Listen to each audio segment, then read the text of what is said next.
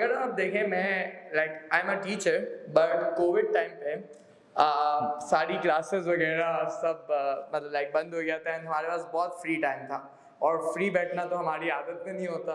तो I'm just telling about my life का एक छोटा सा इंसिडेंट। I wanted to, ये जो बलून्स आप देख रहे हैं, I ordered this from a company, I won't name them, and they told me। Sorry, एक सेकंड। हाँ। अभी जो आपको स्टोरी सुना रहा है, आपका जो the primary thing that you can, the best, if you want to make the best out of it, सिर्फ कान लगा के सुनो। सिखाना क्या चाहता है, भले तुम जैसे भी इंसान हो, सिखा क्या रहा है ये इंसान। लर्निंग अगर फोकस हो गया ना। So I would like to tell you कि उस वक्त पे मैंने कंपनी के साथ ये बलून का एक बंच ऑर्डर करा, and they said कि it's for 6500। I was like it's okay, मसला नहीं है। अच्छा, इस पे भी कस्टमाइजेशन हुई नहीं है, but उस पे happy birthday and it was my fiancé name। The last day they called me and they were like कि सर वो कस्टमाइजेशन पॉसिबल नहीं है, हम मार्कर से नाम लिखते हैं आपकी fiancé का। आखिरी वक्त पे I lost it and I was like मतलब I'm paying for मतलब मैं इतने balloons के 1000 रुपए के balloons अगर max होंगे, I'm paying 6500 for it and you are telling me you'll write from markers, that's not the point। But then फिर मैंने इस पूरे मॉडल पे रिसर्च कर दी बिजनेस की, and I started my own company which started with event management। and ये balloons मतलब इतना बोर हो रहा था तो मैंने पूरी ये balloons का काम शुरू करा, event management का काम शुरू करा, and my role in that was मतलब ये जो आलम भाई है हमारे साथ अभी यहाँ पे आए नहीं अभी तक, जो असद के भी ड्राइवर है, पूरी वो चीज़ मेरे लिए मैनेज कर रहा था। मतलब अगर मैं नहीं भी होता तो that means a person who is a driver also can manage this business. अगर आप उसको एक एप्रिसिएशन का सेंटेंस, एक थोड़ी सी राइट गाइडेंस प्रोवाइड कर दो, हम लोगों को एक या दो बात जो सामने हमें एक पिक्चर दिख रही होती है उससे इजीली जज कर लेते हैं। But if we open our mind थोड़ा सा, और अगर हम लोग उसका background music and where they are coming from उस पे फोकस डालें और उस चीज पे वर्किंग करें तो हर इंसान बदला जा सकता है।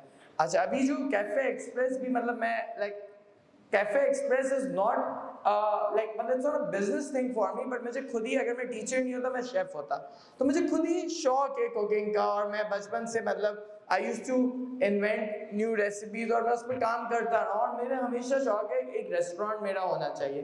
एंड एक इंस्टीट्यूट ने मुझे उस पर सपोर्ट करा, उस पर मुझे एक वो मतलब जगह उनकी अपनी दी, मुझे हेल्प आउट करा, उनकी भी तरफ से एक मोटिवेशन थी मेरे लिए, जिसने मुझे पुशअप करा कि now we went to 2 branches and now इंशाल्लाह we will be opening 2 more branches at one school, and इसी तरह it will grow and grow and grow. अगर आप KFC की भी एग्जांपल लेते हो, वो जो अंकल थे जिनकी आप पिक्चर हमेशा देखते हैं, वो 60 ईयर्स तक उन्होंने कुछ नहीं बनाया, but at the age of 60 उनको बस समझ आ गया कि ये करना है, एंड आज देखते हैं हर जगह पे KFC। Colonial standards, right? Good scenes, समझ आ रहा है? तो पॉइंट इज कि अगर आप लिखते हैं उसमें से भी बिजनेस है, चलो उसमें से कैसे बिजनेस बनाते हैं। सुमैर, अगर एक बंदा मुझे बच्चा आके कहता है कि यार मुझे ना लिखने अच्छा आता है और मैं राइटर बनना चाहता हूँ, how do we make a business out of that passionate writer?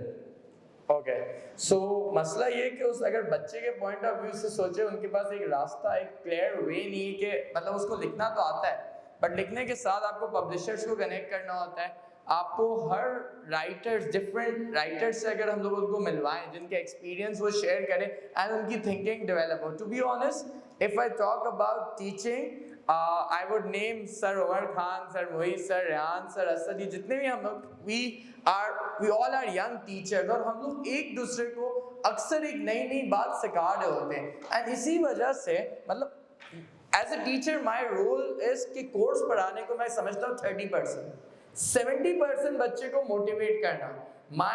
In my class, my aim is not to get you an A star or A in math, but अगर मैंने मैथ का interest develop कर दिया उस बच्चे को जिसको math नहीं आती, then I'm a great teacher।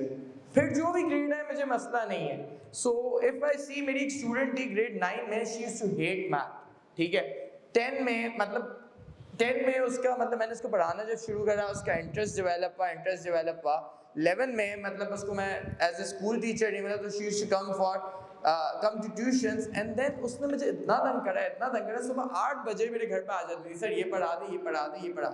Eight the end she ended up with A star in math, and मुझे सुकून मिल गया। चलो अब ये ओ लेवल के बाद, आपने पढ़ाया था सर, आपने नहीं मैं अपनी तारीफ नहीं कर रहा, ओ लेवल के बाद नहीं नहीं कैसी नहीं मार्केटिंग कर, अच्छा है ना, बिजनेस तो मैंने पढ़ाया है, यार असल मार्केटिंग तो मैं किसी की भी कर आगे का पॉइंट ज्यादा अच्छा है। अच्छा, ओ लेवल के बाद उसने बोला था सर मैथ से जान छूट गई। जब उसका रिजल्ट आया, रिजल्ट देख के 2 दिन बाद मुझे कॉल आती है सर ए लेवल मैथ लेना है। पहले मैंने सर पकड़ लिया, मतलब जितना मैंने उसके क्वेश्चंस सुने और जितना मुझे मतलब लाइक मेहनत लगी, ए लेवल में तो मेरा दिमाग घूम जाने वाला है। But still I told her take 2 days and think if you want to do it. अगर हाँ ये है, अगर 1% भी आपका दिल कहता है मुझे नहीं करना, तो फिर नहीं करना। But if you want to do it, 2 दिन सोच लो, उसके बाद मैं आपके लिए जान मार दूंगा and will do it. AS Math, A, A2 Math, A star, now she is in University of Warwick at UK. जो बच्चा जिंदगी में मैथ नहीं कर सकता, तो उसने एटलीस्ट ये सीख लिया कि अगर गिव अप नहीं करो, मेहनत करके अचीव करा जा सकता है। इसी तरह मैं एक और एग्जांपल देना चाहता हूँ। बहुत सारे स्टूडेंट्स के अगर रिजल्ट अच्छे नहीं आते, वो लोग समझते हैं कि यार इजी ऑप्शन है, गिव अप कर दो, छोड़ दो, रीटेक नहीं दो, मतलब दूसरा सब्जेक्ट उठा लेंगे। दैट्स द थिंग, आपको उसको अपने आप को ओवरकम करना है, क्योंकि उस वक्त पे आप जिंदगी भर के लिए ये चीज सेट कर रहे हो कि भाई give up is the only way, और मतलब कुछ भी नहीं कर सकेंगे, गिव अप कर देंगे, फिर जिंदगी भर ये चलता रहेगा।